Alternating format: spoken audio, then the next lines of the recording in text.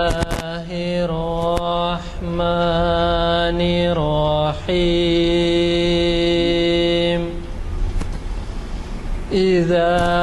جاء نصر الله والفتح ورأيت الناس يدخلون في دين الله أفواجا فسبح بحمد ربك واستغفره إنه كان توابا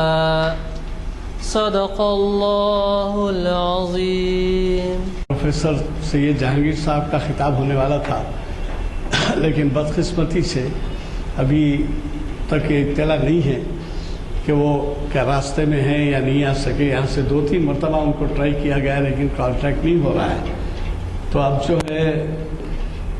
پرسوں یہ تک ہوا کہ ہمارے حامد حسینی صاحب کے وہ جو ہے قریبی دوست ہیں، بلکہ استاد بھی رہے ہیں شاید وہ،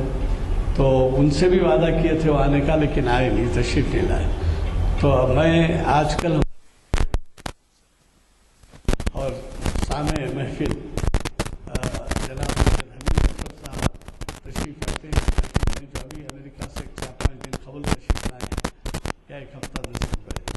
تو میں نے ان سے خواہش کی ہے کہ حالیہ امریکہ میں جو کچھ بھی اسلام کے تعلق سے ہے وہ کچھ یہاں ہمیں بتائیں، مختصراً سے ہی 15-20 منٹ کے لیے،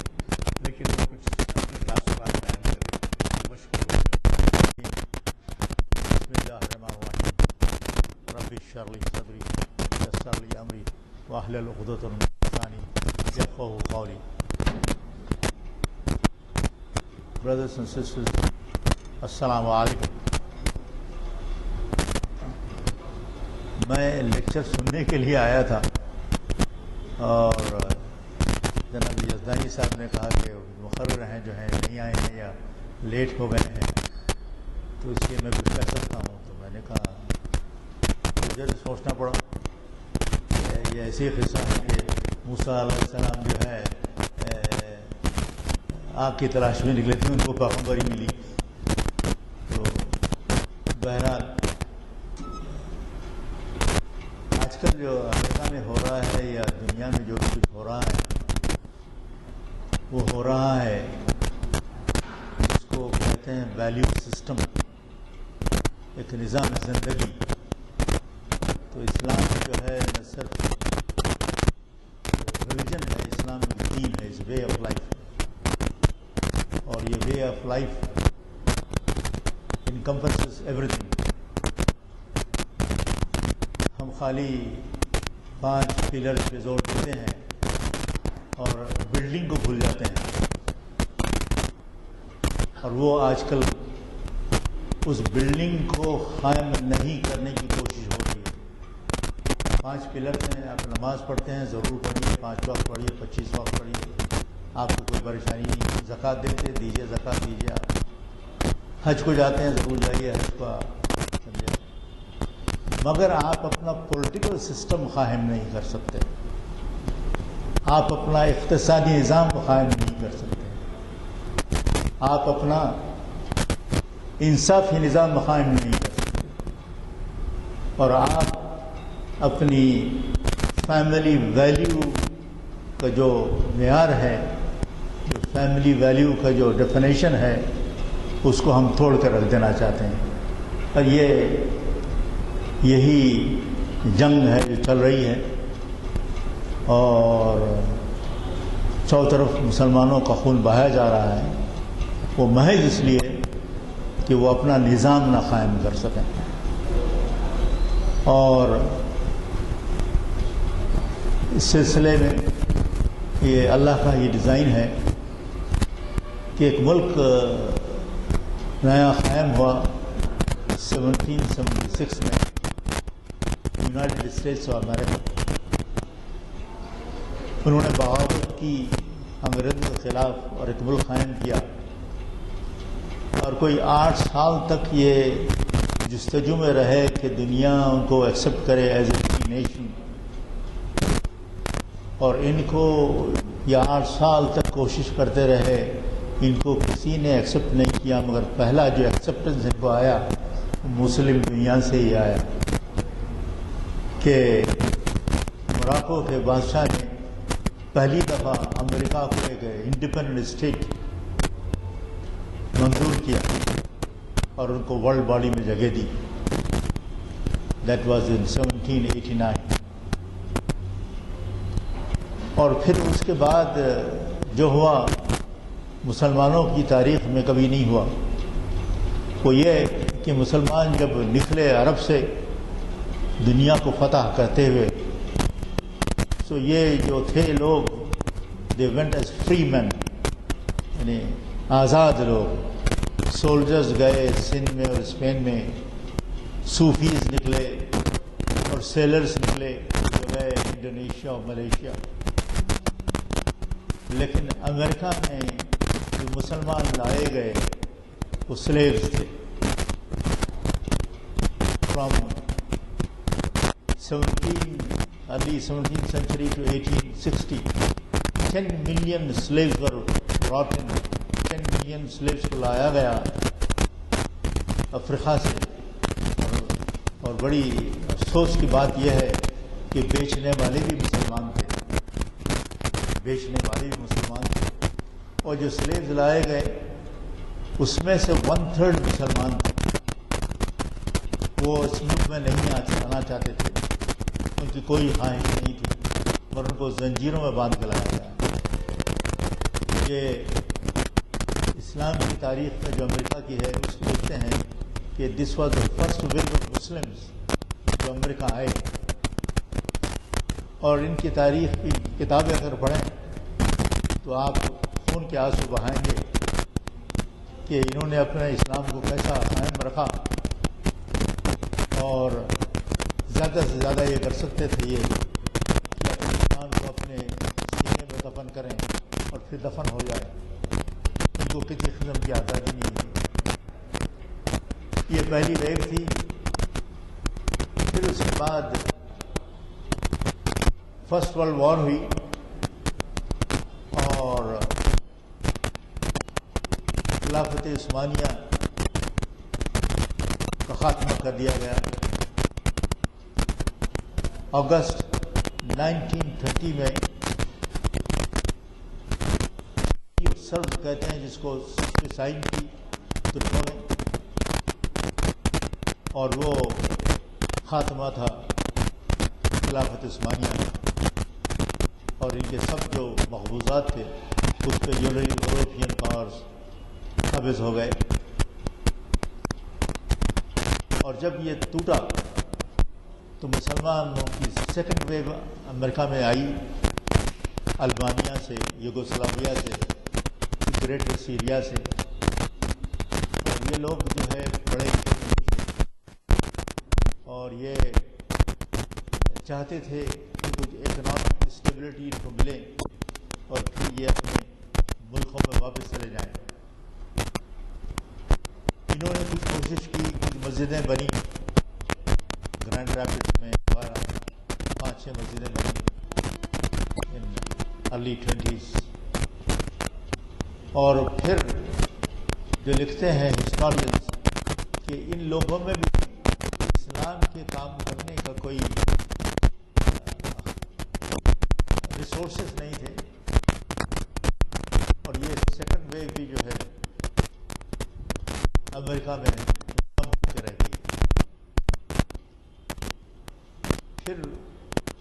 یہ اللہ کا ڈیزائن ہی ہے کہ 1920 میں خلافت کو ابالش کیا گیا. That was 20 May 1922.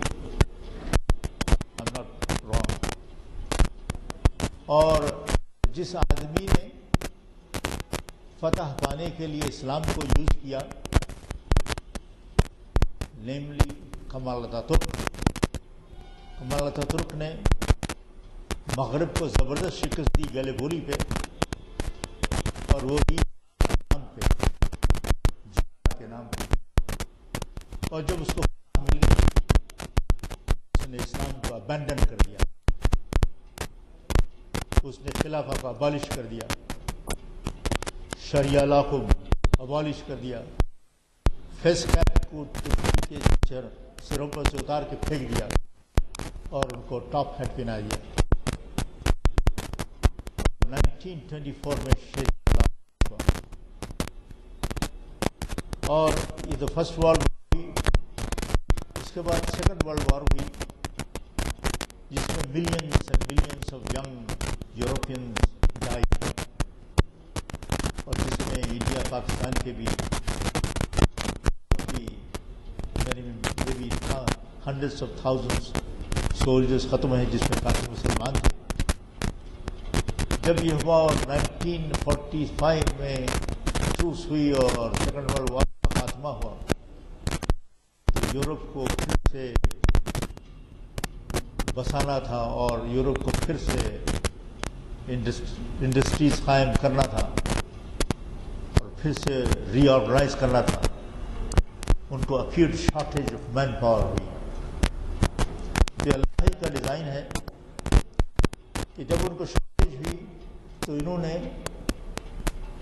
جرمنی نے، فرانس نے، انگلینڈ نے انوائٹ کیا لیبرز کو، they open the doors for the labour class. تو یہ آئے، انفلکس ہوا ان کا 1948 سے لائی کے 1952۔ مسلمان پہنچے دوسروں کے ساتھ انگلینڈ میں، پاکستان سے، انڈیا سے، اور فرانس میں پہنچے ناردرن افریقہ سے، الجیریا سے، اور جرمنی میں پہنچے ٹرکی سے۔ اور جب 65 میں ویتنام وار کا زوروں پہ تھی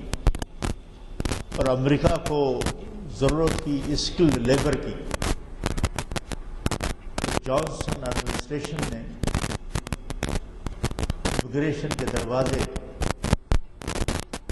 ہائیلی ایجوکیٹڈ پیپل لوگوں کے لیے کھول دیے۔ تو چنانچہ third wave of Muslims around in امریکہ، 65 different nationalities, highly skilled people, doctors, engineers, accountants, architects, and whatnot. اور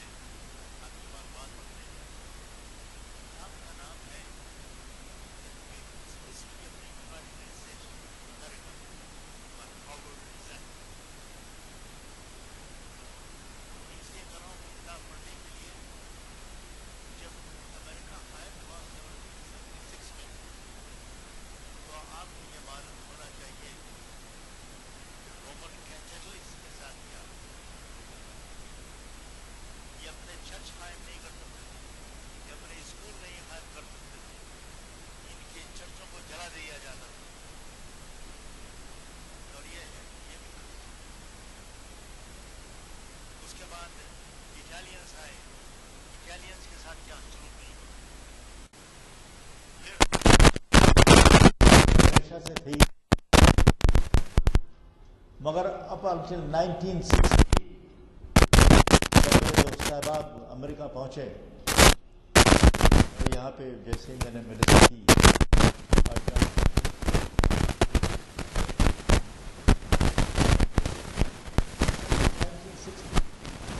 امریکہ کے ساؤتھ میں دونوں بھی یہ لکھا کہ the blacks dogs are not allowed. اور مسلمان تو کوئی تھے نہیں.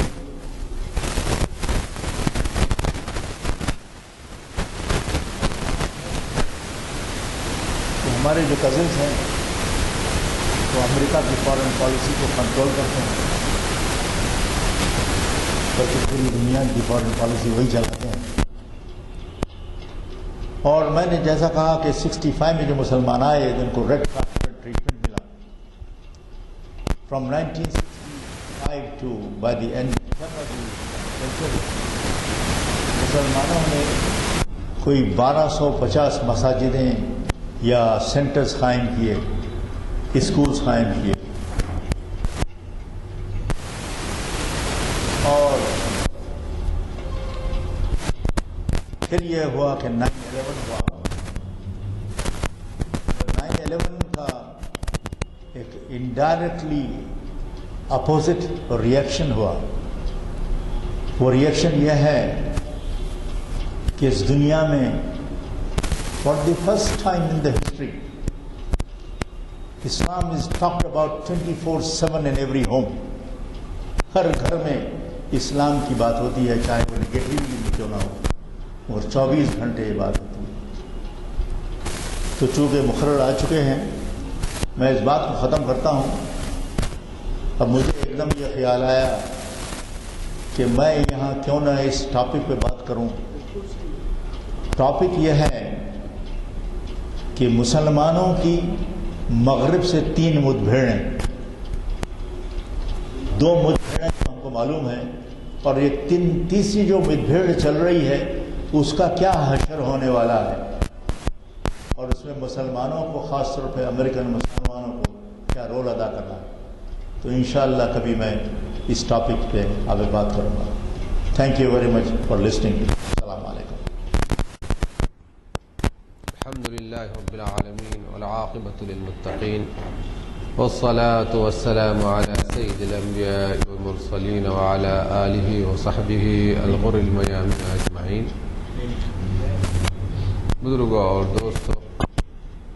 السلام علیکم ورحمۃ اللہ وبرکاتہ. رب تعالیٰ کا بڑا فضل اور احسان ہے کہ رب تعالیٰ ہم کو اور آپ کو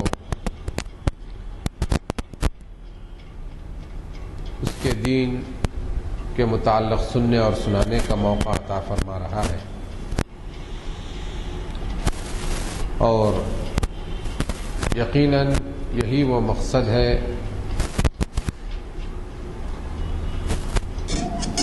جس کے لیے انسان کو اس دنیا میں بھیجا گیا ہے. بزرگوں اور دوستوں، وقت بہت تنگ ہے اور تاخیر کے لیے معذرت گاہ ہے.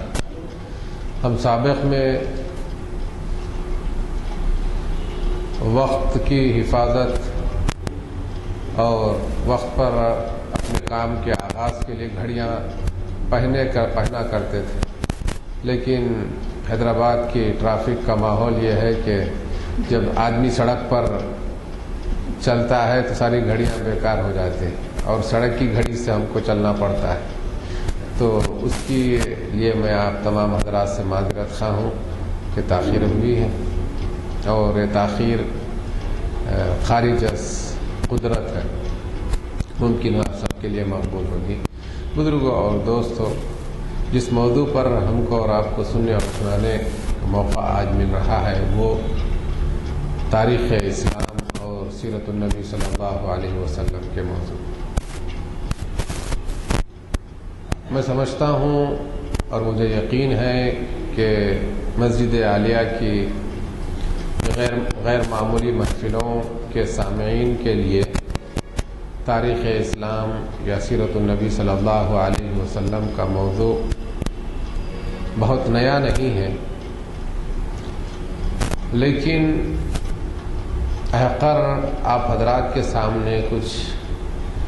ایسی گزارشات رکھنے کی جرات کرے گا اور کرنا چاہتا ہے جس سے ہم کو اور آپ کو معلوم ہو کہ تاریخ اسلام کے مطالعہ کا مقصد غرض کیا ہے۔ جہاں تک احقر کو بھی عرصے سے سننے اور سنانے کا موقع مل رہا ہے، ہم دکنیوں پھر ہندوستانیوں کا جو مزاج تاریخ سے بندھا ہوا ہے، تاریخ کے تئیں ہم یہ جانتے اور سمجھتے ہیں وہ یہ کہ تاریخ کا مطلب یہ ہے کہ سب سے پہلے حضور اکرم صلی اللہ علیہ وسلم کی ذات گرامی، پھر خلافت راشدہ، پھر اس کے بعد کے مسلمانوں کی تاریخ کے واقعات کو سن و ہجری کے خانے میں باندھ کر ان کو سننا اور سنانا مقصد ہے، اور یہی چیز ہم بھی اور سنتے اور سنا رہے ہیں۔ میں انشاءاللہ کچھ باتیں آپ کے سامنے ضبط تحریر میں بھی لایا ہوں تاکہ موضوع سے بہت دور نہ جائے، اور جو باتیں ہیں بہت ہی ہمارے اپنے معاشرے کے لحاظ سے بہت جو عمومی طور پر نہیں سنی جاتی وہ ہے، اس لیے بھی میں اس کو ضبط تحریر بھی لایا ہوں تاکہ ہم سب کو کچھ افادہ اور استفادہ کا موقع حاصل ہو جائے۔ مختصراً میں آپ کے سامنے عرض کر دوں کہ جو تاریخ کا جو لفظ ہے یہ عربی زبان کا لفظ ہے، اور جو حضرات عربی زبان سے واقف ہیں وہ جانتے ہیں ارخ یؤرخ تاریخ یعنی باب تفعیل کا مصدر ہے۔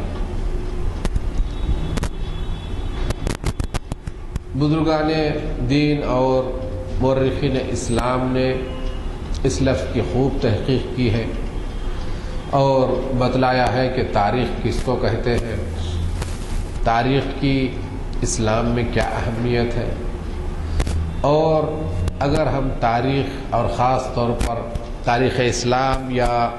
حضور اکرم صلی اللہ علیہ وسلم کی سیرت طیبہ کا مطالعہ کرتے ہیں تو ان کے مقاصد کیا ہیں اور کیا ہونی چاہیے۔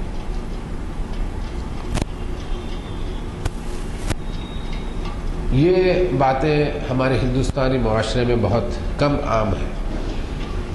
ہم صرف میں اس مرتبہ پھر دوبارہ دہرا رہا ہوں اس بات کو کہ خاص طور پر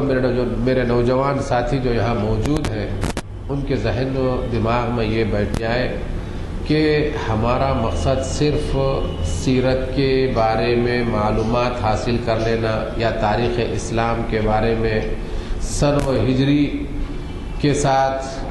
واقعات کو یاد رکھنا ہمارا مقصد نہیں ہے، کیونکہ آج کے ہمارے معاشرے میں کوئی عدد اور ہندسوں کے ساتھ بولنے کو بھی بڑا ایک کارنامہ سمجھا جا رہا ہے، لیکن جیسا کہ قرآن مجید میں ہم سے اور آپ سے مطالبہ کیا جاتا ہے اور کیا جاتا رہا ہے اور کیا جاتا رہے گا جب تک کہ قیامت تک نسل آتی رہیں گی، ان سے مطالبہ کیا جاتا رہے گا کہ جب کبھی آپ قرآن مجید کا مطالعہ فرمائیں اور اس کی تلاوت کریں تو اس کا مقصد صرف معنی اور مفہوم ہی سمجھ لینا نہیں ہے، بلکہ معنی اور مفہوم جس غرض کے لیے پڑھا گیا ہے وہ مقصد اور غرض و غایت یہ ہوتی ہے کہ ان میں غور و فکر کریں، اور ان میں غور و فکر کر کر ان معلومات کی روشنی میں نہ صرف نتائج کو حاصل کریں بلکہ ان نتائج کو جو اس زمانے میں حاصل ہوئے تھے، ان نتائج کو ہم جس زمانے میں زندگی گزار رہے ہیں، جس ماحول میں ہم رچ بس رہے ہیں، اس ماحول کے ساتھ ان واقعات اور ان حالات کو جوڑنے کی کوشش کریں اور ان حالات کو ان حالات سے جوڑ کر اور ان کا جائزہ لے کر ان کی تجزیہ کر کر ان کا ریویو کر کر ان کو انالائز کر کر ہم اپنے ماحولیات کے لیے اپنے معاشرے کے لیے کوئی نتائج اخذ کریں اور موجودہ معاشرے کے مسائل کو اور دشواریوں کو ان ماحولیات کے نتائج کی روشنی میں حل کرنے کی کوشش کریں. یہی بنیادی اور اہم ترین مقصد ہے. یہی اسلام کا مقصد ہے اور یہ کام قیامت تک ہونی چاہیے. اگر آج مسلم معاشرہ پریشان ہے، مسلم معاشرہ اپنے مسائل کو حل کرنے میں دشواریاں محسوس کر رہا ہے، مختلف یورپینس یا اورینٹلسٹ کی زندگیوں یا ان کے مطالعے کی روشنی میں سمجھنے کی کوشش کر رہا ہے، تو اس کی بنیادی اور اہم ترین وجہ یہ ہے کہ ہم یا تو سب سے پہلے تاریخ اسلام سے اور حضور اکرم صلی اللہ علیہ وسلم کی حیات مبارکہ کے مطالعہ سے بہت دور ہو چکے ہیں، اور اگر مطالعہ کرتے بھی ہیں تو ہمارے ذہن و دماغ کے کسی گوشے میں یہ سوال یا یہ ماحول نہیں پیدا ہوتا کہ ہم اپنے مسائل اور اپنے معاشرے کی دشواریوں کو ان واقعات اور سیرت پاک صلی اللہ علیہ وسلم کے نمونے میں تلاش کریں. تو اسی غرض کو میں آپ کے سامنے اور اسی بات کو اپنے ذہن و دماغ میں رکھ کر کچھ آج کے بارے میں نقاط اور کچھ مختصر انداز میں تحریر کیا ہے، اور وقت کی تنگی کے باعث میں مناسب یہی خیال کرتا ہوں کہ میں اس کو آپ کے سامنے میں پڑھوں تو کم از کم وقت میں انشاءاللہ زیادہ سے زیادہ معلومات اور سامعین کرام تک پہنچ جائیں گی. بسم اللہ الرحمن الرحیم. تاریخ کے لغوی معنی وقت کے بتلانے کے ہیں. اصطلاح میں تاریخ کی تعریف کے بارے میں مختلف روایات ہیں. خلیفہ بن خیاط رحمہ اللہ تاریخ داں کے مطابق کتاب التاریخ کا اطلاق اس روز نامچے پر ہوتا ہے جس میں لوگوں کو نماز روزہ کے اوقات درج ہوتے ہیں. عبد الرحمن ابن خلدون جن کے بارے میں سبھی جانتے ہیں ابن خلدون کے نام سے، جن کی کتاب مقدمہ ابن خلدون جو اپنے سوشالوجی کے میدان میں سب سے اول ترین اور بنیادی کتاب سمجھی جاتی ہے. پھر ان کی کتاب تاریخ بھی ہے، تاریخ ابن خلدون. تو وہ اپنے کتاب مقدمے میں فرماتے ہیں کہ ظاہری طور پر دنوں اور ممالک اور زمانے گزشتہ کے خبروں کے بارے میں بتلانے کے معنی تاریخ کے ہیں، اور باطنی طور پر بڑی غور ہے، لفظی طور پر تو یہ ہے کہ واقعات اور ممالک اور جو معاشروں میں تبدیلیاں ہوتی ہیں وہ جو سلسلے وار طور پر اس کو بیان کرنے کا نام تاریخ ہے. لیکن باطنی طور پر جو اس کو جسٹ یا اس کو سول جس کو کہا جا سکتا ہے، وہ باطنی طور پر کائنات کے احوال و اسباب کے بارے میں غور و فکر کرنے کے معنی تاریخ ہے. یہ بنیادی بات ہے. چنانچہ خود ابن خلدون نے واقعات کے اسباب و علل کے بارے میں غور و فکر کیا. آپ جانتے ہیں کہ ہم مختلف موضوعات پر تاریخ ابن خلدون کی رائے کو بڑی اہمیت دی جاتی ہے، یہاں تک کہ تعلیم کے میدان میں ان کی آراء کا بڑا عمل دخل ہے کہ انہوں نے جو ہے نا الآراء فی التعلیم کے نام سے ایک خاص مقالہ ہی لکھ ڈالا ہے، اور ہم اس کو ایجوکیشن کے فیلڈ میں بڑی اہمیت دیتے ہیں. تو انہوں نے معاشرے کا بڑا گہرائی سے مطالعہ کیا اور اس کے روشنی میں انہوں نے یہ بات کہا. اور چنانچہ خود ابن خلدون نے واقعات کے اسباب و علل کے بارے میں غور و فکر کیا اور حوادث کے رونما ہونے کے اسباب اور ممالک کے قیام کے بارے میں اور ان کے سقوط کے بارے میں یقینی طور پر اپنے آراء کی روشنی میں ہم کو واقف کروا سکے.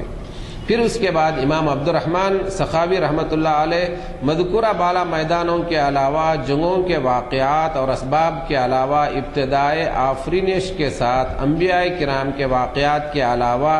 احوال قیامت تک کو تاریخ کے میدان میں شامل کیا. بزرگوں اور دوستو، اب یہ تاریخ کا اگر موضوع کیا ہوتا ہے، کیونکہ میں نے ذمہ داروں سے وعدہ کیا تھا کہ تاریخ اسلام کے مطالعہ کی اہمیت اور اس کا مطالعہ کیوں ضروری ہے، اس کے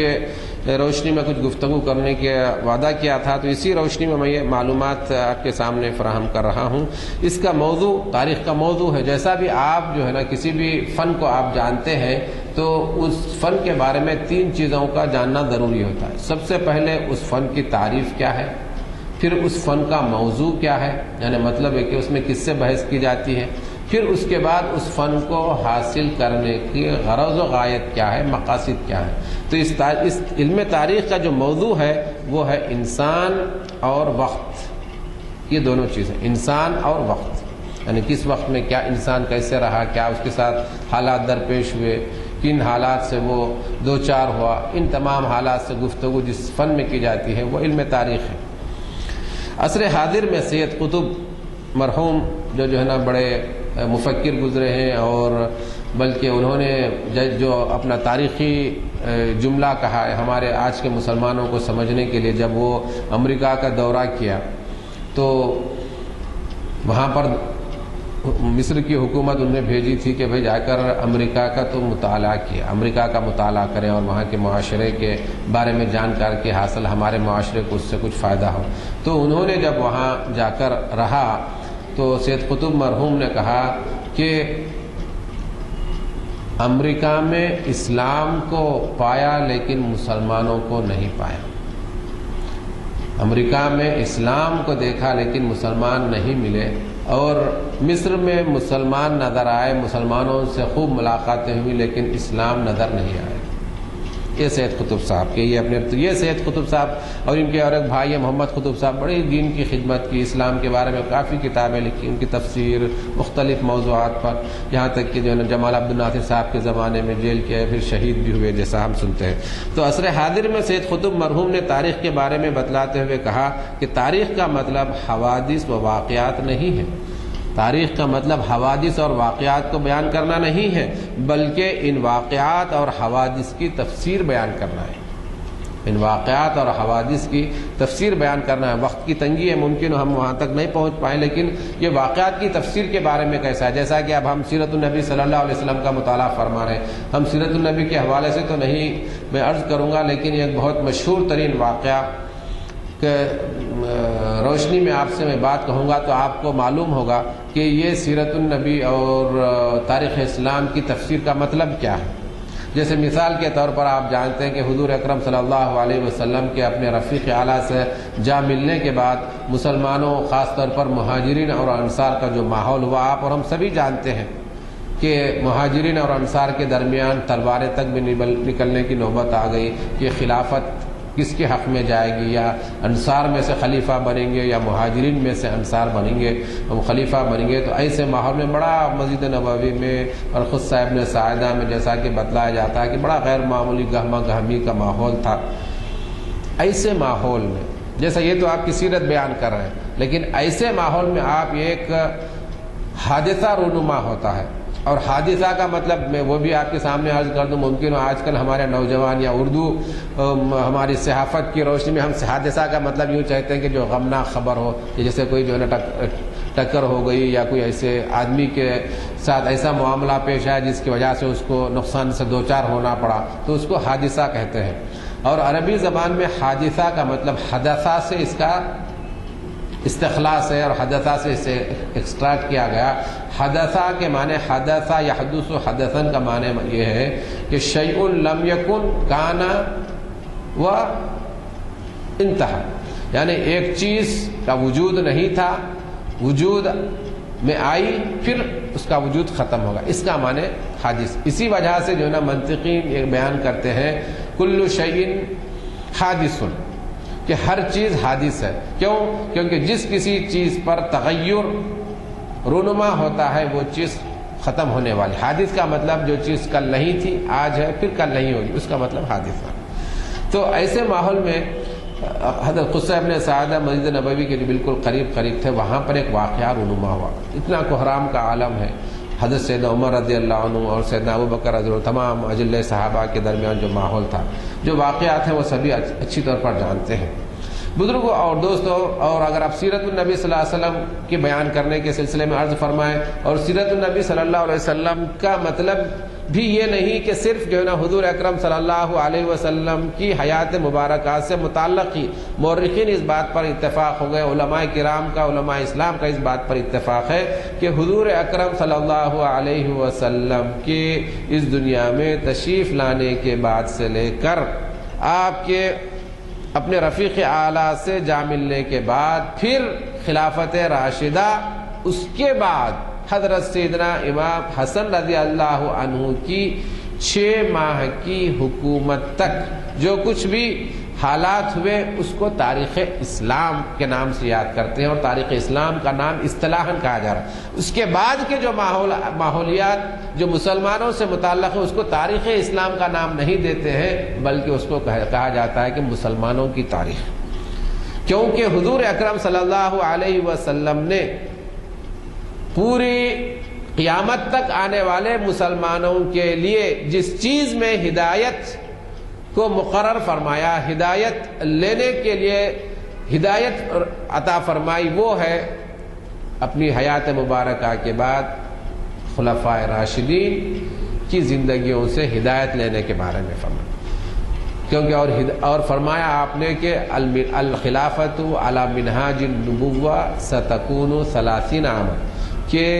آپ کے وصال کے بعد خلافت جو علی منہاج النبوہ یعنی نبوت کے طریقے پر جو جاری رہے گی وہ 30 سال تک ہوگی، اور وہ 30 سال کا عرصہ حضرت سیدنا حسن رضی اللہ عنہ کے خلافت کے 6 ماہ پر مکمل ہوتا ہے۔ تو اس عرصے کو علماء کرام تاریخ اسلام کہتے ہیں۔ اس کے بعد جو دور بنی امیہ شروع ہوتا ہے وہاں سے اس کو مسلمانوں کی تاریخ بتلایا جا رہا ہے۔ یہ ایک اصطلاحی بات ہے، میں آپ کے سامنے عرض کر رہا تھا۔ تو ہم اگر خلافت راشدہ کے بارے میں بھی گفتگو فرمائیں تو وہ تاریخ اسلام ہی ہے۔ تو اس وقت کا واقعہ آپ دیکھیں، ایک تاریخ بیان کرنا چاہتے ہیں، بولے کہ ایک واقعہ ہوا کہ ایسے ماحول میں کہ انصار اور مہاجرین جو ہے نا آپس میں اب بغلگیر ہونے کے، اور اس میں آپس میں جو ہے نا شمشیر برہنہ کے ساتھ جو ہے نا ایک دوسرے سے دو بدو ہونے کے لیے تیار ہیں۔ ایسے غیر معمولی ماحول میں حضرت سیدنا عمر رضی اللہ عنہ آگے بڑھتے ہیں اور حضرت سیدنا ابو بکر رضی اللہ عنہ سے خواہش کرتے ہیں کہ آپ اپنا دست آگے بڑھائیے، اپنا ہاتھ آگے بڑھائیے، میں آپ کے ہاتھ پر بیعت کرنا چاہتا ہوں۔ یہ تو تاریخ کی ایک روایت ہوگی، آپ تاریخ کی بات، اگر تاریخ کی ابھی اس بات کی اگر تفسیر کرنا چاہیں آپ، جیسا کہ ابھی حضرت سید قطب نے فرمایا کہ بھئی تاریخ کا مطلب حوادث بیان کرنا نہیں ہے، بلکہ ان حوادث اور واقعات کی تفسیر بیان کرنا ہے، اور تفسیر کی روشنی میں امت کو اور معاشرے کو یہ بتلانا ہوتا ہے کہ اس سے ہم کو کیا درس ملتا ہے، اور آج کے ماحول میں ہم کو اس سے کیا سبق حاصل ہوتا ہے، یہ سمجھنا ہے ہم کو۔ صرف جو نا ہمارا جو ایسا مذہب نہیں کہ اساطیر الاولین سابقہ لوگوں کے قصے بیان کرنے کا جیسا دین نہیں ہے۔ ہمارا مقصد کہ مسلمان جو زندگی گزارتا ہے اس کا جو بھی سنتا اور سمجھتا اور کہتا اور کرتا ہے اس کے پیچھے ایک مقصد ہونا یقینی ہے۔ اگر کوئی مسلمان بندہ چاہے کوئی کام چاہے وہ دنیاوی انداز کا ہو، اگر دینی انداز کا ہو، اور اسلام دینی اور دنیاوی مسائل میں تفریق نہیں کرتا، اسلام ایک کمپوزٹ دین ہے، آپ کے دین کا بھی مذہب ہے، آپ کے دنیا کا بھی مذہب ہے، یہ بات ہم کو سمجھنا ہے۔ تو ہم کو یہ سمجھنا اور جاننا چاہیے کہ مسلمان جو کچھ کام کرتا ہے، چاہے وہ اس کے اپنے دنیا کے مسائل سے، اپنے معیشت، اپنی زندگی سے متعلق امور سے ہو، چاہے وہ اپنے رب سے متعلق امور ہو، دین سے متعلق امور ہو، وہ ہر کام جو ہے نا بامقصد انداز میں کرتا ہے، اس کے پیچھے کوئی مقصد کار فرما ہوتا ہے، اور اگر وہ کوئی بے مقصد اور بغیر کسی غایت کے کوئی کام انجام دیتا ہے تو اس کام کو کام نہیں کہا جائے گا اسلام کی روشنی میں، اور وہ عبث اور بیکار، اس طرح کے اسلام میں کوئی تصور ہی نہیں ہے۔ تو میرے بھائیوں، بزرگوں اور دوستوں، اس بات کے نتیجے میں عرض کرنا چاہ رہا تھا کہ ہمارا جو کام ہے ہر کام بامقصد اور غرض اور غایت اور مقصد کے تحت ہونا چاہیے۔ تو جو بات تفسیر کی بات جو عرض کرنا چاہ رہا ہوں کہ وہ حضرت سیدنا عمر رضی اللہ عنہ دست مبارک دراز کیے ہوئے سیدنا ابو بکر کے صاحب اس پہ بیعت کر دیے، اس کے بعد مسجد نبوی میں تشریف رکھتے تمام مہاجرین و انصار کے صحابہ کرام ٹوٹ پڑے، اور لمحے بھر میں جو ایک وقت سے جو نا طویل عرصے سے جو نا جو خلافت کا جو مسئلہ چل رہا تھا کہ کون ہوگا، تو وہ کون نہیں ہوا۔ اب ایک بات یہاں پر سمجھنے کی ہے کہ اگر اس کی آپ تفسیر کرنا چاہیں، اگر اس کی تشریح و علت بیان کرنا چاہیں جس سے ہم کو سبق ملتا ہے، جس کو میں سمجھ پایا ہوں کہ اگر سیدنا عمر رضی اللہ عنہ اس موقع پر اپنی انا، اپنے ایگو کو اپنے قدموں کے نیچے نہ رکھے ہوتے، بالائے طاق نہ رکھے ہوتے اور بھلا نہ دیے ہوتے، اور اپنے نفس کو اپنے پیروں تلے نہ دبا کر اگر سیدنا ابو بکر کے سامنے نہ بڑھتے ہوتے، تو بتائیے کہ آج مسلم معاشرے کا اور امت مسلمہ کا کیا حشر ہوتا۔ تو یہ تفسیر ہے۔ تو تفسیر کیا نکلی کہ اگر مسلمان اپنی انا کو اپنی زندگی سے ہٹا لے تو وہ نہ صرف اپنے لیے بلکہ اس امت کے لیے، اس ملت کے لیے، اپنے دین کے لیے، دوسروں کے لیے انتہائی اور غیر معمولی طور پر کارآمد ثابت ہو سکتا ہے اور کارآمد ہوگا۔ لیکن آج دنیا کے جتنے جھگڑے اور جتنے مسائل پیدا ہو رہے ہیں، ان مسائل کے پیچھے سب سے بڑی جو علت اور سبب اگر آپ دریافت فرمائیں اور جاننا چاہیں تو وہ انا ہے۔ ہر آدمی چاہتا ہے کہ میرا اپنا کام، میں کہاں ہوں، اگر یہاں پر کچھ ہو رہا ہے تو میں کہاں ہوں، میری کیا حیثیت ہے، اور یہی حیثیت اور میں کہاں ہوں کہ قضیے نے اور مسئلے نے سارے معاشرے کو گدا اور جو ہے نا ملوث اور پولیوٹڈ بنا دیا، اور جس کی وجہ سے آج ہم اسلام تو ہم اپنے آپ کو مسلمان تو کہتے ہیں، لیکن اسلام ہماری زندگیوں سے بہت دور نکلا نظر آتا ہے۔ اور یہ بات ہم کو حضرت سیدنا عمر رضی اللہ عنہ نے اپنے اس غیر معمولی عمل سے یہ سکھلائی اور یہ بتلائی کہ اگر اس موقع پر سیدنا عمر رضی اللہ عنہ حضرت سیدنا ابو بکر کے دست مبارک پر بیعت نہ فرما ہوتے تو آج کیا حشر ہوتا، آپ اس پر غور فرمائیے، آج کیا ہوتا۔ 40 سال کے بعد جو ہوا وہ تو آپ دیکھ رہے ہیں، دور امیہ، دور عباسی، پھر اس کے بعد فاطمیین، پھر مملوکیت، ایوبیین وغیرہ ممالک، سب کا آپ دیکھ لیجیے، وہ الگ اپنی کیفیت۔ لیکن خلافت کے عرصے تک جو حالات ہوئے، تو میرے بھائیوں بزرگوں، تو اس طرح کی تفسیر کی ہم کو سیرت کی آج ضرورت ہے۔ یہی سیرت کی تفسیر، واقعہ سنانا، جیسا کہ اگر آپ تاریخ بیان کر رہے ہیں، اس طرح کی تاریخ بیان کر دی کہ سیدنا عمر رضی اللہ عنہ نے آگے بڑھے اور ایسے ماحول میں سیدنا ابو بکر کے دست مبارک پر بیعت کیا، اور اس کے دیکھتے ہی دیکھتے پورے انصار اور مہاجرین کے صحابہ کرام سیدنا ابو بکر پر ٹوٹ پڑے اور جو ہے نا بیعت کرنے لگے، اس کی وجہ سے یہ مسئلہ ختم ہوا۔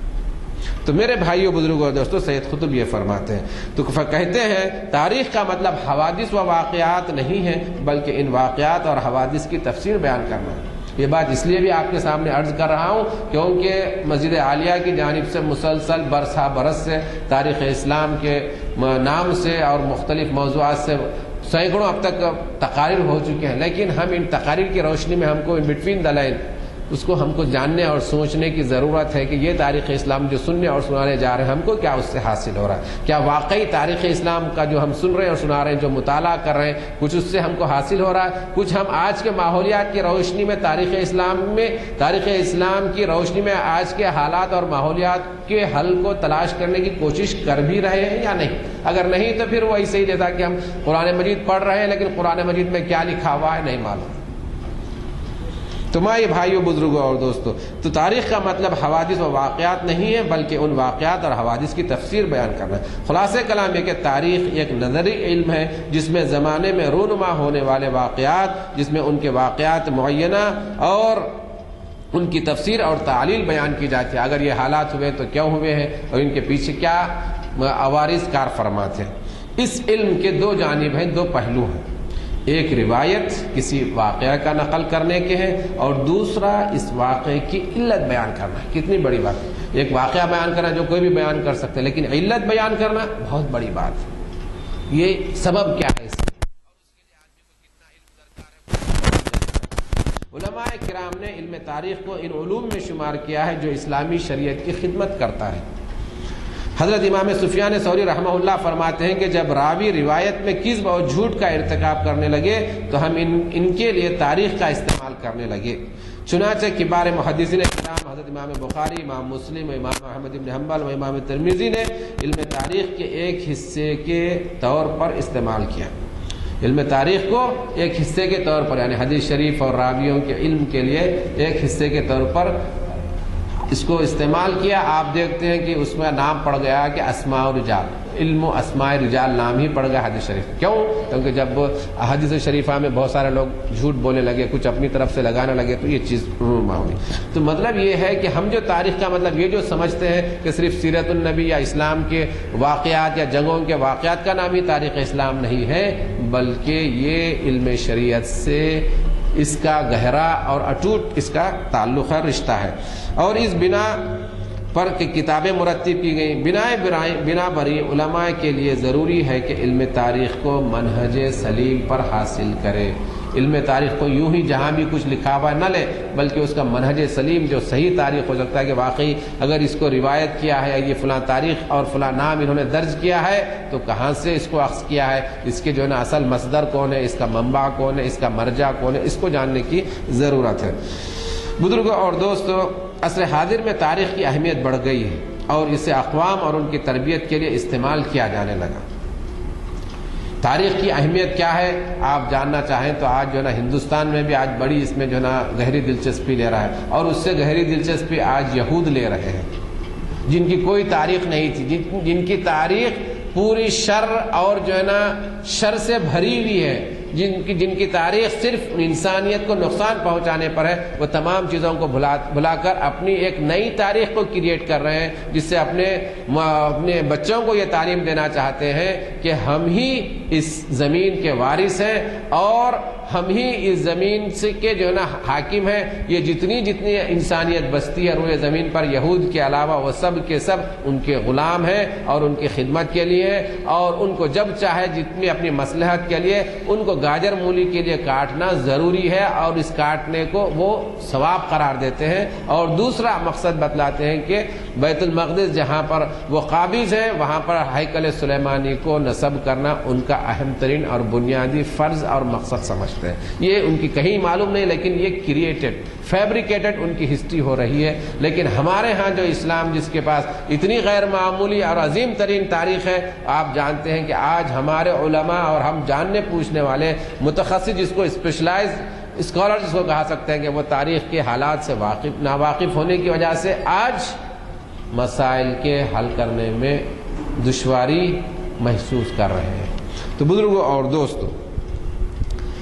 چنانچہ فکری مذہب والے, فکری مذہب جیسے فلاسفہ اور متکلمین جو دنیا میں آئے ہیں, اپنے مذاہب کی تائید اور فتنے کے اور فلسفے کے لیے استعمال کرنے لگے. کیسے؟ مطلب تاریخ یعنی کسی بھی چیز سے فلاں نے ان سے بیان کیا تھا, فلاں نے ان سے بیان کیا تھا, اس سے اپنی بات کو جوڑنے کے لیے, اپنی بات کی اہمیت کو اور وثوق کے ساتھ اس کو سند کے طور پر استعمال کرنے کے لیے تاریخ کا انہوں نے ایک ایجاد کیا کہ فلاں صاحب نے ایسا کہا تھا, ایسا کہا تھا, اس طرح سے ہم تک ایک بات پہنچی, اپنے سند کے طور پر استعمال کرنے لگے. یہ کون؟ اہل فلاسفہ اور متکلمین. اور تاریخ کو اپنے مذہب کے لیے سند کے طور پر استعمال کرنے لگے. بلکہ اہل یورپ نے تو تاریخ کو احترام کی نظر سے دیکھنے لگے, اتنے احترام کی نظر سے دیکھنے لگتے ہیں کہ اگر کوئی چیز ان کے پاس تاریخ سے نہ پہنچی ہو تو اس کو وہ ماننے کے لیے تیار نہیں. اہل یورپ اتنی بڑی اہمیت تاریخ, علم تاریخ کو دیتے ہیں. بزرگوں اور دوستوں, اور مسلمان تو کوئی بھی علم بغیر کسی مقصد کے حاصل نہیں کرتا, اور سب سے اعلیٰ مقصد دین کی خدمت ہے. چنانچہ یہ جاننا ضروری ہے کہ آیا تاریخ کا مقصد صرف معلومات یا انٹرٹینمنٹ کے لیے حاصل کرے, یا حکایات یا واقعات کے حفظ کے لیے یاد کرے, یا معلومات میں اضافے کے لیے یاد کرے. نہیں, بالکل ایسا نہیں ہو سکتا. علم تاریخ اور خاص طور پر تاریخ اسلام کا مطالعہ ان اغراض کے لیے نہ ہو, بلکہ ان اغراض کے سوا بڑے عظیم غرض کے لیے ہونا چاہیے. تاریخ کے حصول کا مقصد اور اس کے منجملہ فوائد ذیل میں دیے جا رہے ہیں. سب سے پہلے جو اہم ترین مقصد ہے وہ تربیتی فوائد. تربیت جس کو ہم آج کل کہتے ہیں کہ ایجوکیشن, تربیت سب سے بڑا مقصد علم تاریخ کے حاصل کرنے کا, تربیتی فوائد. اور کیا ہے؟ ربانی سنتوں کے بارے میں واقفیت اور ان سنتوں کی قسم کے بارے میں جاننا چاہیے. وہ سنتیں آیا مافوق الفطرت ہیں یا فطری ہیں؟ کہ اللہ تبارک و تعالیٰ نے سیدنا آدم علیہ السلام سے لے کر آج تک جو واقعات رونما ہو رہے ہیں, انبیاء کرام حضور اکرم صلی اللہ علیہ وسلم تک جو واقعات رونما ہوئے, چاہے وہ مافوق الفطرت ہو یا فطری طور پر جو امور انجام پائے ہیں, ان کے پیچھے اس کے طریقے کیا ہیں, ان کے مقاصد کیا ہیں, اللہ تبارک و تعالیٰ نے کن حالات میں اور کن وجوہات کی بنا یہ حالات رونما فرمائے, یہ سب کچھ آپ کو ان سنتوں اور ان واقعات کے مطالعے اور گہرے مطالعے کے ساتھ اور ان انبیاء کرام کے واقعات کی روشنی میں حاصل ہو سکتا ہے. گویا کہ یہ علم ایسے ہی نظری طور پر پڑھ لینے کا یا مطالعے یا وقت گزارنے کے لیے پڑھنے کا یا معلومات کے لیے حاصل کرنے کا یا اپنے ذہن میں مطالعہ معلومات کا یاد کر کر لوگوں کو سنانے کا مقصد نہیں، بلکہ ان معلومات کے پیچھے جو اسباب و علل کار فرماتے ان کو جاننے کا لیے یہ علم تاریخ کا حصول ناگزیر ہے اور اس کے بڑے اہم ترین فوائد میں سے. جیسے کہ اللہ تعالیٰ کو جھٹلانے والوں کا انجام کیسے ہوا، حضرت سیدنا آدم علیہ السلام کے بعد سے لے کر آ کر حضرت اللہ تبارک و تعالیٰ کی نعمتوں کا انکار کرنے والوں کے ساتھ کیا معاملہ ہوا،